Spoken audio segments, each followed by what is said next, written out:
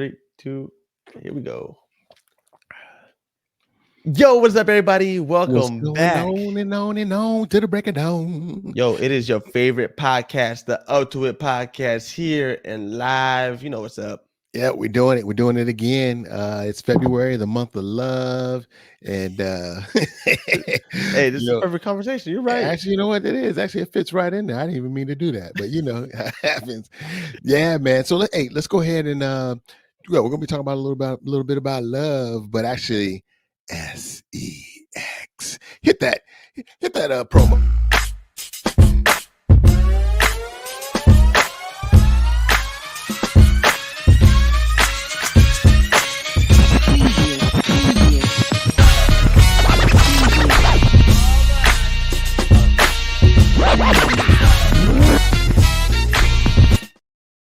You tee that Yeah. off really nicely. You tee that off Oh, really thank well. you. Well, you know what I'm saying? Hey, trying not to waste too much space. You know what I'm saying? So, because this is a good topic, it's a topic that people don't like to talk about, but But we gonna lean into it. we're gonna lean into. We're gonna talk about it, man. Sex. Cause What? what? Sex. What? Sex. Hey, sex is what I'm talking about. Yo, man. Like, yeah. So you said that you were scrolling around in different places and bumped into some stuff. So would you say that you bumped into? Yeah, so I'm in the Facebook group parenting teens, just being there as a preventionist and also just another trusted adult that cares and giving advice to parents to have these tough conversations for stronger connections. And one thing that keeps being brought up often in that group is their son, daughter, their child being sexually active and Mm, not knowing how to have that conversation with their youth, with their child, or as a parent and guardian, as with their with the person. yeah. So Should they be doing it or having that conversation? Is yeah, that what you okay? Okay. exactly, because I think there's we're gonna go here with these misconceptions about sex, and we talk. This is gonna be definitely one of those tough conversations that you're gonna have to listen to, but I think it's definitely gonna be one of those ones that are super important for Yeah. adults to have this conversation and have them early and have them often. Yeah, definitely. I think what I find really interesting about sex and the conversation is it's interesting how nervous people get about having it. But it, I'm different in some ways where those things that are taboo. Um, we should talk about them. Because if you don't, you leave the mind to the imagination, and then sometimes people end up, uh, believing misconceptions and myths and not truly understanding. And so we have to dispel those. And one way to do that is to talk about it, whatever it may be, and not be scared to shy away from it. And so the reason I was cracking up a little bit at myself earlier is like, I remember a couple of times, man, through my travels, as I got older, like, you know, 21, 22, and I'm in the mall or whatever, and I'm sitting in a food court just chilling, waiting on, my homeboys or, whoever. And I'm looking around and I'm thinking to myself, man, like, it's funny, like 90% of these people, if they're older, 20 and up or whatever, 18, or even if they're teenagers, all of them like are sexually curious, maybe having sex. But it's the one thing that, like, when we bring it up to try to have a conversation with people, they're like, "What? No, we don't want to talk. Wait, hold up. Why don't?" But yet, almost everybody's doing it. I mean, especially as adults, you know, they have at some point in time, or they are engaged in it, but nobody really wants to talk about it. It's like Mhm. really taboo, and it's kind of funny because it's the one thing, or one of the things that many people partake in, Right. and we don't want to talk about it. And again, there's a time and a place and all that. I get that, but just in general, we don't talk about it. And the place says, well, because we don't talk about it, that then leaves young people with curiosity. And then where do they go? Social media, the movies, radio, pornography, Right. right? You know what I mean? And so I think we should not be scared to talk. Even being faith based, and having spirituality. Even Christians make love. You know what I'm saying? Have sex. You know what I mean? The pastor and the preacher be getting down. You know what I'm Right. saying? So let's not act like this ain't happening. Right. So I think the main thing, like you said, and you know, you and I use the term, tough, having the tough conversation for stronger connections. You know, the way we define tough can mean like hard in the sense of, not only do you not want to talk about it, maybe it's taboo, or hard because it's just difficult to, especially have a tough conversation with your young people when they're not doing their chores, or Mm, they're not coming in on time, or they're not doing what they're supposed to do, and you're trying to help guide them. But in this case, this is really a educational conversation of just awareness. You know, right. if you don't talk about it, then and who will? So Well, not even who will, who already has. You know what I mean? Like with access to the internet, people are getting all kinds of misconceptions about sex in general. And you mentioned it in the first part, but it's serious. Like if you're not having this conversation with somebody, with a trusted adult, and now they're sexually active and you're frustrated and mad, and they don't align with your family values, or so whatever that is for you, you can't be mad at anybody but yourself, really. You know what I mean? Because so true. it's our job as the trusted adults in our youth lives to have those tough conversations, even when they are taboo, even when they are hard to have because they're not doing the chores, like you mentioned. So, when I first got this and I brought it up to you, I really wanted to let people in on how we had that conversation, how that Yes, sir. started, and I want to get your point of view from it. You're notorious for having these tough conversations in your trucks, man. I don't know what it is with you driving, but your mind be wandering. But what is that like? How do you set it up as an adult for your Yeah. youth? Yeah, no, good question. So one of the things that I learned in being a counselor and working in a residential facility, and a lot of times it's difficult to sit down in front of somebody face to face, right? It can seem intimidating, it can seem off-putting, it can seem like you're challenging them when you're, face to face. So one of the tricks that I learned was the best time to have conversations a lot of times with young people in your life, or anybody almost for that matter, to be honest, is uh, when you're sitting side by side, or they're sitting, the youth is sitting behind you, and you're just driving, and you're having a conversation. That way, you're not necessarily, needing to look them directly in the eyes, or them needing to look you directly in the eyes and them feeling uncomfortable. They can't make, when they want to make faces, they can't when they're in front of you, right? But when they're in the back seat, they can be like, "Oh God, we're gonna talk about this," and you can just be driving, talking about, like, "Yeah, we're gonna talk about this." You know what I'm saying? Yeah, yeah. And you can, have a conversation with them about it. And so, yeah, the truck is just where I feel, again, because we're driving, there's time, can be uninterrupted time for 20 minutes, 30 minutes, whatever your drive time may be, where you do have that young person's undivided attention. You can tell that young person, hey, you know what, I need to put your phone down, take your AirPods out, and we need to have a conversation. And so that's why I always use that as an opportunity, a moment to talk, and have a conversation, even when we're just catching up on, how the day go. Um and so I started young, as you know, and sharing with you, again, just because of what I know, and partly being, to be honest, man, I don't know, I think I did tell you this, your grandmother talked to me about it when I was young. Mm-hmm.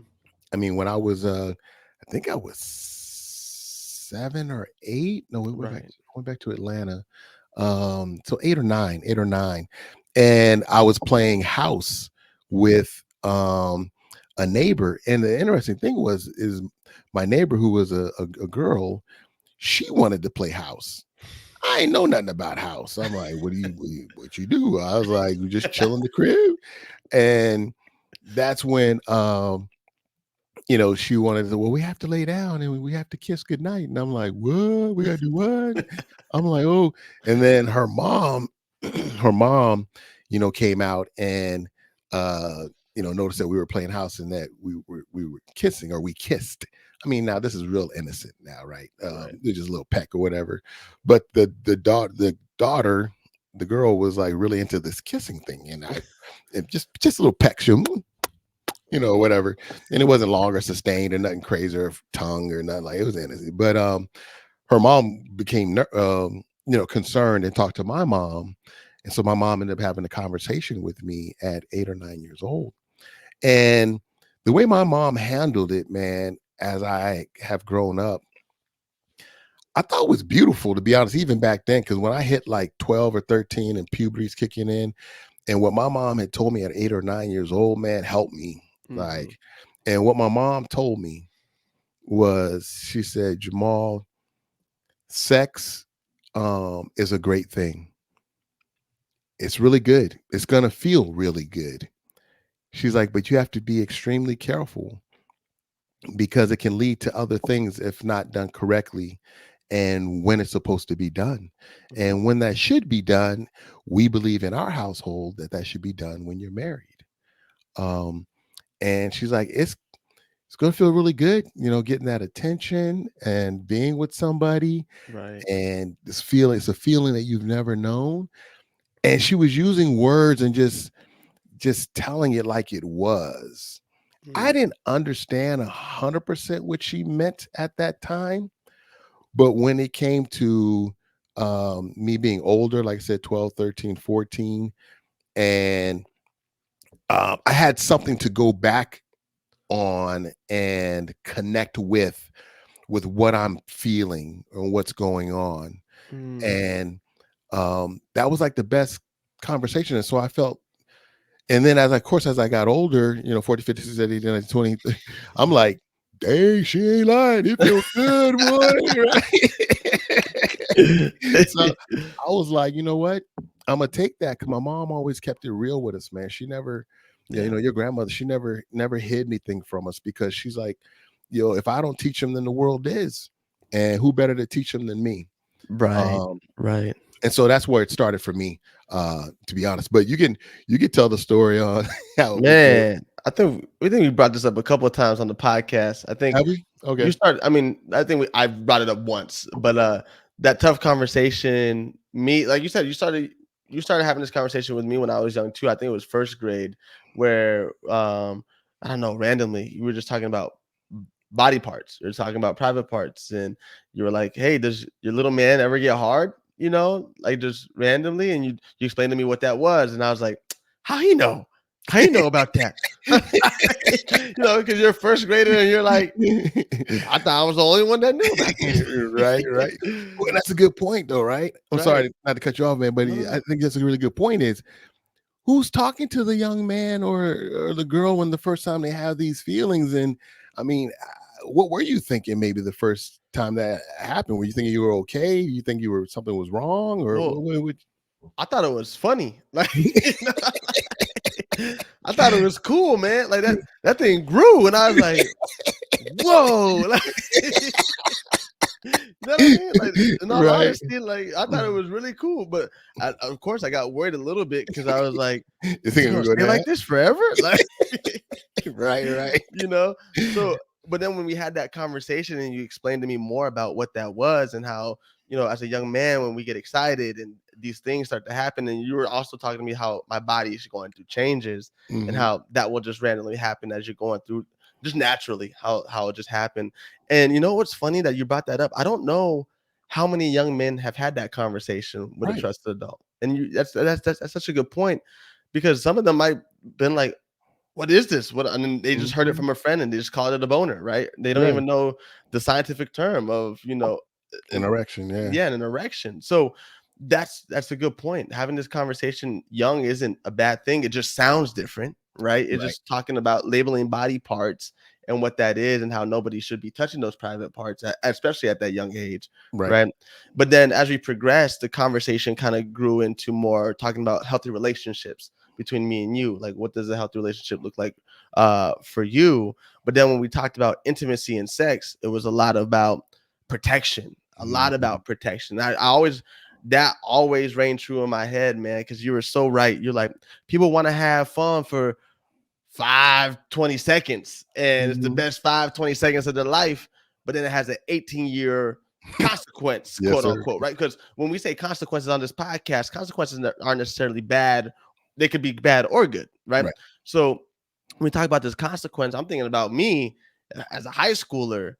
If I had a kid, for me, that's a bad consequence because I can't really have that lifestyle for my child that I envision in my head just for 5 to 10 seconds of fun, right? Or Right. 5 minutes, whatever, Mhm. leading up to it. But that really stayed true to me. And you always told me, if you're going to do it, put a helmet on that soldier all the Yes, sir. time. And another thing that you always instilled in me was, hey, you're going to do what you want to do because it's your life. You're going to make decisions. And that's one thing that I admire about our just family is that we weren't big on making you believe a certain thing because of our religion, of how we were as maybe Christians. You never pushed that on me. You taught me biblical principles, right? And things like that. But you never were like, nah, hurry up, you're going to church with us, or nah, you got to believe this or you can't be in my house. It was kind of Mhm. like you let me come to terms with what my belief was with God. And when we talk about that, the reason why I bring that up is because a lot of people use that as fear, Mhm. right? It's only for marriage and this and that. But for you, you never said that. You said, I would prefer if you waited for marriage. But I understand you're going to make your own decisions. And if it happens before marriage, just make sure you put a helmet on your soldier. Right. And that was just what reigned true to me. And that's what made me feel comfortable enough to come to you to talk about some of these things and to get involved in organizations like El Rio Rap, Reproductive Health Access Project, where I got to get more information on just what birth Mhm. control is, how a man could be better for a relationship and be more aware during these situations, right? But Mhm. I wanted to get your thoughts on before I get to all that, just your No, thoughts that's on good, man. our No, I agree. conversations. Yeah, no, I think it's important to have the conversation. And again, this is our beliefs. Is I believe 100% in choice, and so if we want to go down the religious route, um, you know, and if you happen to believe in Jesus, if you're listening to this podcast, one of the things that God gave us was choice. Mhm. I mean, if you want to take it back to Adam and Eve in the Garden of Eden, he gave Adam a choice, and Eve. He said, "This is what I would like for you to do, Mhm. and if you don't do it, then there's going to be some repercussions." Right. But he gave them the choice, and so who am I to take that choice away from individuals if the Almighty God did not? He tells us in scriptures, what he would like for us to do and not like for us to do, and so that's the way I choose to have raised our family. And my dad was the same way, and he was definitely heavy into Christianity, but he always allowed us to make our choices because we're the ones who have to deal with those consequences, not Right. especially when we're older, right? We get of age, but even along the way, we've talked about it, I believe, on this podcast. I'm not sure if we have 100% or not, but you know, adults need to let their young people feel the consequences of their actions. Mhm. Um, it's just like when a little baby falls down. You don't always try to catch them before they fall. You let them Mhm. fall on their bomb, on their bottom, and then they jump back up and be like, okay, cool. But that was a consequence of them falling down. They're Mhm. gonna learn like, okay, maybe I need to balance a little bit more like this, right? I mean, they're not saying that uh, you know, right off the cuff and Right. thinking, but they're like, it's happening intuitively. And it's the same thing I feel in life. And so when it comes to sex, I think it's about having the conversation. I do believe that abstinence is the best. But you know what? Some people aren't. That's not going to work for them. Is they're not going to get there. It's not going to happen. For some people, it will. Some it will not. And so if you find yourself in a situation where you're like, oh, ooh, I really want to go through with having a sexual encounter or relationship, then the next best thing, if you're not going to be abstinent, is to protect yourself. Right. Um, and it's not only about protection from pregnancy, but also from STDs, Mhm. STIs, um, and things of that nature. So that is kind of my belief in the way that I raised, my kids. And not everybody's going to agree with that, and that's okay. But regardless of whatever you believe, if it's abstinence only, Mhm. or if it is being healthy, sexually active, being sexually active, healthy, um, well, then talk about condoms, talk about birth control, talk about um, different creams and things of that nature that can help reduce some of those things, because they don't know what they don't know. And Right. even it's even weird, man, because even when you get into marriage, who talks to those couples that have been abstinent Hmm. for 22, 23 years about how to be sexually, because maybe their parents didn't even talk to them, or a lot of times we see in these movies, which aren't always the best examples, but you know the woman's about to go into her, and the guy about to go into their honeymoon night, and they're just Yeah. like, oh no, it's going to be uncomfortable, or you're not going to like it the first time, and they're both like scared out of their mind, like, what, wait, what is this, okay, how's this going to work, and right. And then also, being willing to talk about other ways to please oneself. Again, some people don't believe in masturbation, some people feel okay with it. How does that how do you do that, how does that occur? Right. um Even wet dreams, what are wet dreams Mm, about, like, you know what I yeah, mean, like, that's hey, true. hold up, I'm dry humping my bed, or not even that, but you're just having these vivid dreams, and you happen to ejaculate. Mhm. And so, yeah, just all those, who's telling them, or who's, if it's not coming to you as the parent, coming from you as the parent who's supposed to teach, then who's going to teach it? Mhm. Unfortunately, we end up letting social media, Right. movies, and the worst one is Right. pornography. 100%. 100%. And our youth can get to pornography so easy today, So and instantaneously. it sends mixed messages, man, that are a lot of times the wrong messages. um if you don't really understand what you're watching and how that's happening, it sets up a standard for relationships that I It's do not think, unrealistic. yeah, that are not the best. Because you can find, for those of you that don't watch porn or haven't seen porn, if you go onto pornography sites, and yes, I have been on pornography sites, is, I mean, you can find all different crazy type of stuff, man. Sex with animals, sex with, uh, just, Well, um, even fantasizing about brother and sister or mhm, stepbrother's mom or whatever the case may be, right? yeah, or even, and then also, you know, physically aggressive, Violent. violent type things. And of course, some people talk about safe words, but they don't talk about that in the porno, like before they're Right. doing this shoot that you're only observing. So you're thinking, oh, it's great to smack a woman in the face, or Mhm. if you're watching that type of Pornography. porn, yeah. Mhm. And so again, they end up going to these resources that, I mean, even as far as like how long a guy is supposed to last, and Mhm. sets up these expectations that guys end up doing and trying different things to make it last that long. Now, and again, and that's the other part of it too, having the conversation about how all women are different, Right. and how Right. all us guys are different. There's different sizes as far as the length of the penis, and different shapes and sizes also of women's Mm. vulvas, and yeah, there's just so much. But who's teaching it? Right. Who's talking to them about it? And Right. you could say, hey, well, they just need to figure it out like I did. Well, wouldn't it be nice to have a heads up? You know what I mean? Yeah. Like, give me a little heads up. Anyway, so yeah, back to your story about rap, El Rio rap, and Oh, man.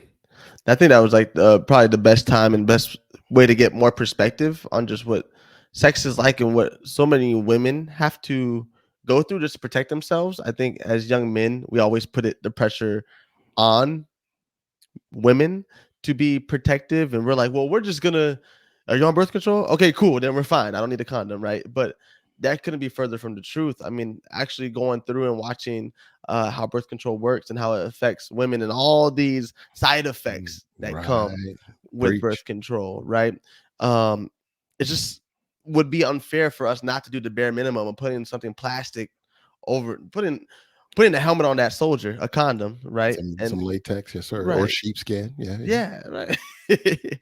But that's the bare minimum that we can do. But we're so excited and we skip steps. And a lot of people didn't know, people my age at that time didn't know how to put on a condom correctly. So we had Mhm. condom demonstrations on how to properly put on a condom, how to properly care for a condom, right? True. Not putting it in your wallet. Don't keep condoms in your wallet, yo. That's the best way to make it rip through because of the heat and all that good stuff. And don't double up. A lot of people have that misconception of, if I double up on a condom, then I'm extra safe. Mhm. But the friction will cause it to rip, so you're not extra safe. So these little things that people don't, they're getting this stuff from the internet, right? Or like I've heard crazy stuff of a turkey baster. Mhm. Okay, once you ejaculate in a woman, get the turkey baster and like get it out, but yo, like who's doing that? But nobody's having these clear conversations. That's why you come to us at the Up to It podcast, so we can teach you and to have these conversations. And if not, maybe you're not the one to have this conversation, but there's local organizations just like the one that I'm referring to, a real rap reproductive health access project, that do have these conversations with youth, and it's all confidential. They can get free birth control if they want it, if they choose to, because they feel like that's what best fits their lifestyle. Then by all means, that's awesome. They also offer free STI and STD testing, which is so important, man. If you are sexually active, please, if you're changing partners every other month, every other week, whatever the case may be, continue to get tested. There's nothing wrong with getting tested. There's just weird stigma of like, oh, I'm dirty. You're not dirty for getting tested, man. Like, and if you do get something, hey, at least you know you got it and you're able to get it treated. You know what I mean? That's the most important part, is to get it treated. And you don't know unless you get tested. And you don't want to be that one person that's going around contaminating or harming others because you don't want to do your due diligence. If you are going to be sexually active, there's things that come with that, and you have to be okay with it. And it's going to be uncomfortable and nerve wracking, but man, it's worth it. It's so worth it.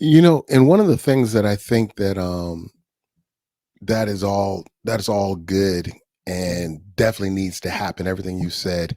In addition to that, and I think you and I talked about this, is if people, whoever it may be, yeah, you could be any age, to be honest, but we'll say within the 13. I know 13 hurts people's feelings, but some unfortunately youth are active at 13, 13 and up. Um, if two young people or people are not able to have a conversation about sex, then they shouldn't be doing it. Right. If they can't talk about the things you just mentioned, hey, have you been tested? Hey, we're not doing this unless you have a condom. Mm. And it's not just about, and I love what you said, man. And I wish you could, we need to scream this from the rafters, man, from the mountaintops. It's not the woman's or girl's responsibility to be the only one responsible for being responsible. Right. Man, Right.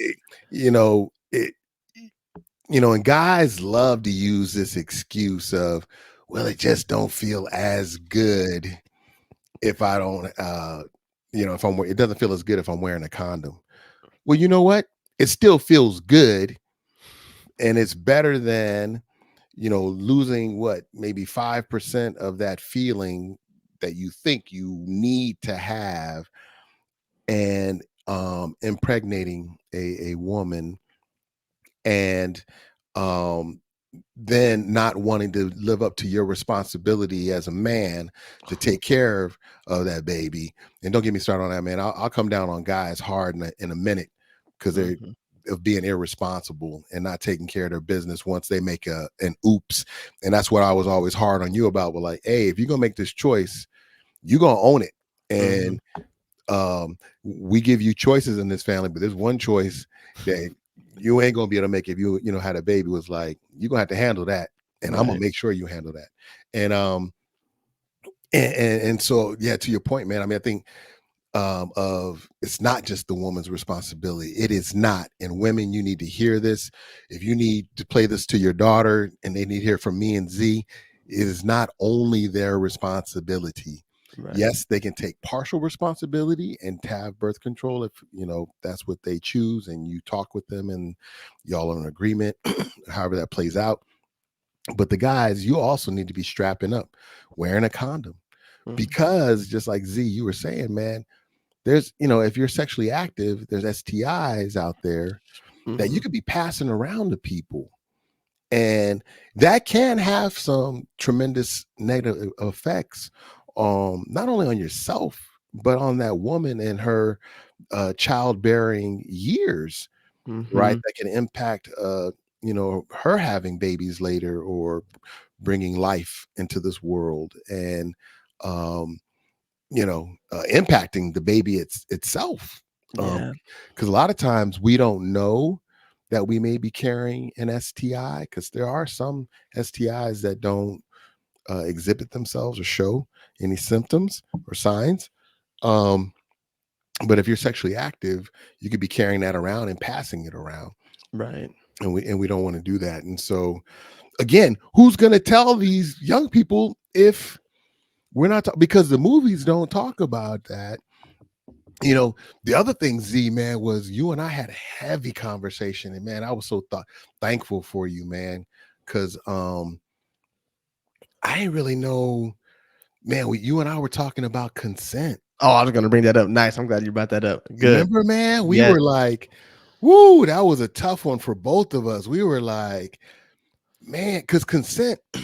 See, when I was coming up, and I feel like I'm dominating the mic, man, but No, you're good. No, this is good. I'm gonna pop back off in a minute. But man, there's so much misinformation on consent, especially when I was coming up in the 90s, Mm, of this is okay, meaning not the physical act of having sexual intercourse, but just the lead up, right. the idea of this whole notion of that women don't have to say literally no, no, to mean no. I'll give a simple example. Hey, if I roll up on you, I roll up on a woman, and this even goes for the LGBTQI community, Mhm. A community. If anybody's rolling up on you and they're asking for your number or your social media, or your Insta, whatever, and they're like, I really don't want to give it to you. That's no. Right. Right. So when I was coming up though, and what I saw was not with social media because we didn't have it then, but Yeah. it was the phone getting the digits was, oh, come on, girl. You want to give me the number, you know what I'm saying? And then what I would see was that after time, maybe and it's only 15 minutes, the girl would then succumb to the pressure of then giving the number. Right.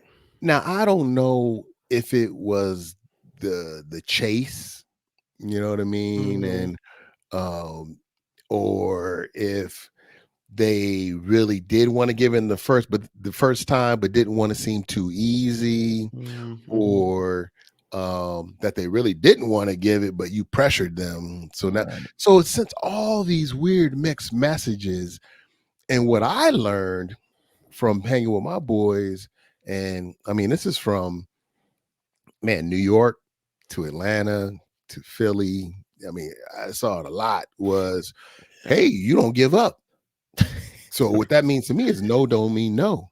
Mm. And the fact of the matter is no does mean no, and it doesn't have to always be an no for it to mean no. Hey, I don't want to give you my number. Hey, I don't want you in my apartment. Hey, I don't want this to go any further. Hey, I need you to leave. Hey, those are all no. And Right. so Z and Right. I were just talking about like all these different scenarios where, man, we were like, we, we were like, whoo. Oh, okay. All right. You sure that was consent? Nah. Yeah. Is that? I don't know. Is that not consent?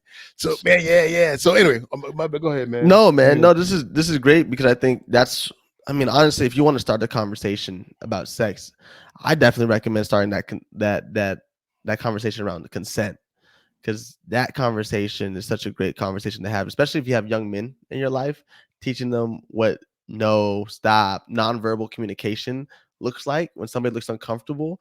I remember when my sister was born, we had that conversation of just Mhm. about respecting her and her boundaries. And when she tells you to stop, because when you're little, well, I was 8 years older than my sister, so tickling her, something as little as tickling somebody.